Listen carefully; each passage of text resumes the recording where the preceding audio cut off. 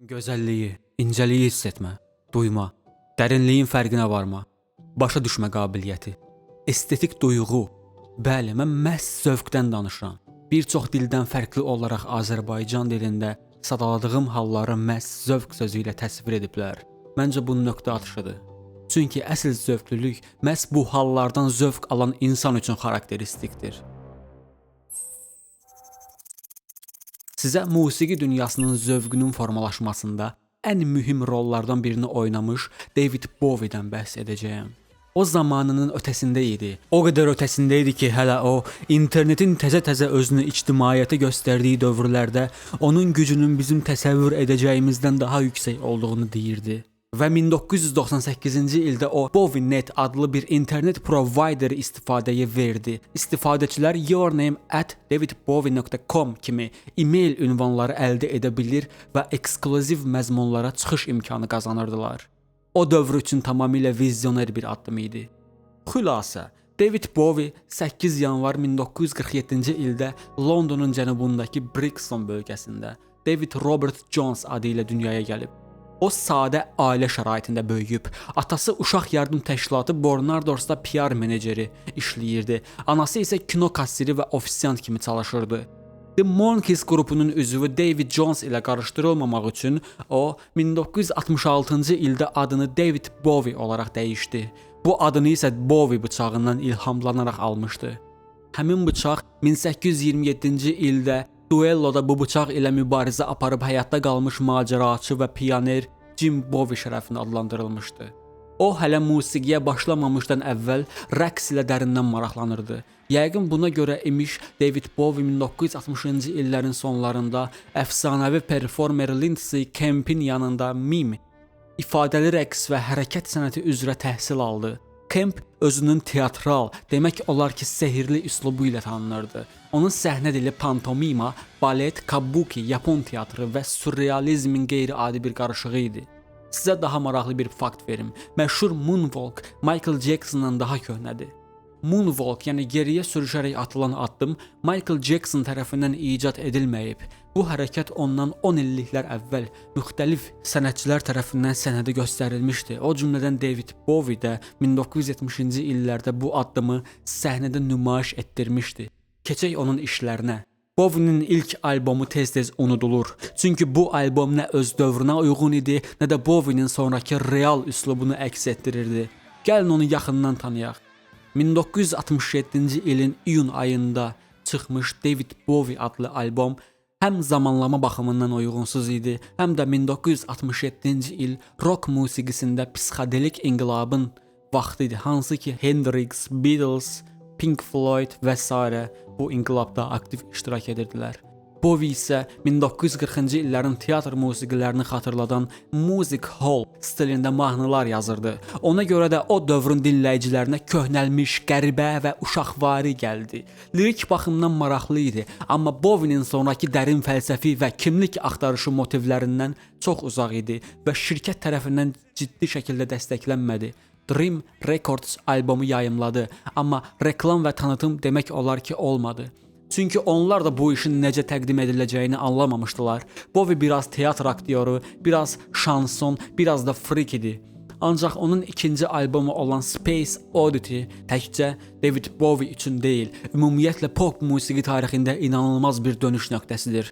Bu mahnı və eyni adlı albom Bowie-ni həm tematik, həm də estetik baxımdan ulduz etdi. 11 iyul 1969 tarixli bu albomda o Major Tom adlı xəyali bir obrazın timsalında insanın öz reallığından və bəşəri hisslərindən uzaqlaşması haqqında danışırdı. Major Tom space-ə, kosmosa uçmur, o insani bağlardan qopur və bu həmçinin psixoloji və sosial bir simvoldur. BBC Apollo 11 uçuşu zamanı Space Oddity mahnısını istifadə etdi. Bu da mahnının dərhal məşhurlaşmasına səbəb oldu. Major Tom obrazı Bowie'nin karyerası boyunca bir neçə dəfə geri qayıdır. Məsəl üçün 1980-ci ildə Ashes to Ashes. Burada Tom narkotikdən asılı biri kimi təsvir olunur. Hello Space Boy 1995-ci il daha xaotik və futuristik versiya idi. Black Star 2016 ölümündən öncə Major Tom'un son izləri kimi qəbul edilir. Bəlkə də ilk videomu David Bowie'yə həsr etməməliydim. Çünki onun haqqında çox şey deyə bilmədiyim hissinə qapılıram. Ancaq indi sizə biraz da zövqün, daha doğrusu zövqlülüyün genetikasından danışmalıyam. Ölkəmiz böyük bir musiqi dəryasıdır. İstənilən zövqə uyğun mahnı mövcuddur. Bu da bəzən fikir ayrılıqlarını gətirib çıxarır. Bu mövzuya elmi və fəlsəfi kontekstdə yanaşılmalı olduğunu düşünürəm. İnanıram ki, obyektiv olacağam. Azərbaycan üçün xarakteristik elmi araşdırma olmadığı üçün ABŞ və Almaniya üzərindən misallarla irəliləyək və adaptasiya etməyə çalışaq. Ənənəvi olaraq musiqi zövqü təbəqəyə bağlı hesab olunur. Elita klassik konsertlərə gedir, orta təbəqə səviyyəli əyləncə musiqisinə üstünlük verir, aşağı təbəqə isə xalq musiqisi dinləyir. Lakin bu kateqoriyalaşma getdikcə zəifləyir kimi görünür. ABŞ-da aparılan araşdırmalardan məlumdur ki, xüsusilə üst təbəqə əvvəlcə orta və aşağı təbəqəyə aid edilən musiqi üslublarını da öz zövqünə daxil etməyə başlayır. Max Planck Empirik Estetika İnstitutunda aparılan bir tədqiqat bu tendensiyanın artıq burada da baş verdiyini göstərir. Eyni zamanda tələbələr arasında keçirilən sorğu göstərir ki, musiqi ilə dərin məşğul olmaq nəticəsində zövq mənsub olunan sosial təbəqədən daha az asılı ola bilər. Nə qədər araşdırsam da istədiyim cavabı tapa bilmirdim. Axı bəs bir mahnını yaxşı, digərini pis edən şey nə idi? Bəlkə də biz sadəcə şəxsi zövqlərimizi ifadə edirik. Bəlkə də anlayışları bir-birinə qarışdırırıq. Yaxud doğrudan da musiqidə obyektiv yaxşılıq mövcuddur. Amma bir əsər tapdım. Friedrich Nietzsche'nin Ade, Ich muss nun gehen.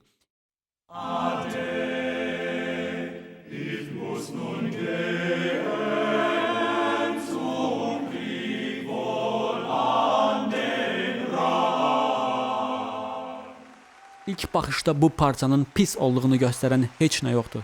Qulağa dəhşətli gələn dissonanslar yoxdur. Melodiyanın təsadüfi fraqmentləri yoxdur. Ritmlər də kobud və uyğunsuz deyil. Səthi dinləmədə bu musiqi bəlkə də müəyyən bir zövqlülüyü, dəyəri qoruyur. Amma nəsə var bu əsərdə. Adamı narahat edən bir şey. Fikirlərimi formalaşdırmağa çalışarkən mahnını təkrar dinlədim. Texniki baxımdan heç bir qayda pozulmur. Forma isə tanışdır. Ancaq dinləyicini cəlb edən çox sadə ilə çox çətin arasındakı qızıl ortadır. Bu mahnı isə o ortanı tamam itirib, həddindən artıq sadədir. Dinləyicini cəlb edən, təəccübləndirən, gözlənilməz heç nə yoxdur.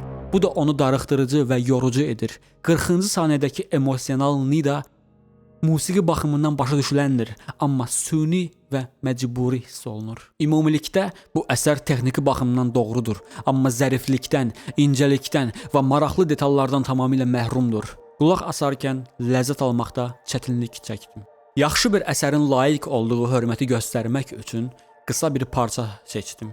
Orlando Di Lasso'nun Prophetiae Sibyllarium əsərinin proloqu.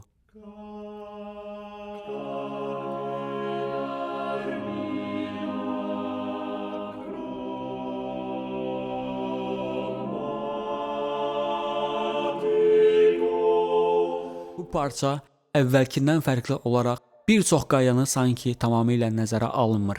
Məsələn, ümumi tonallıq kimi. Onun əsərləri tonallıq dövründən əvvəldir. Mən bizim müasir tonal qulaqlarımıza xas qaydalardan danışıram.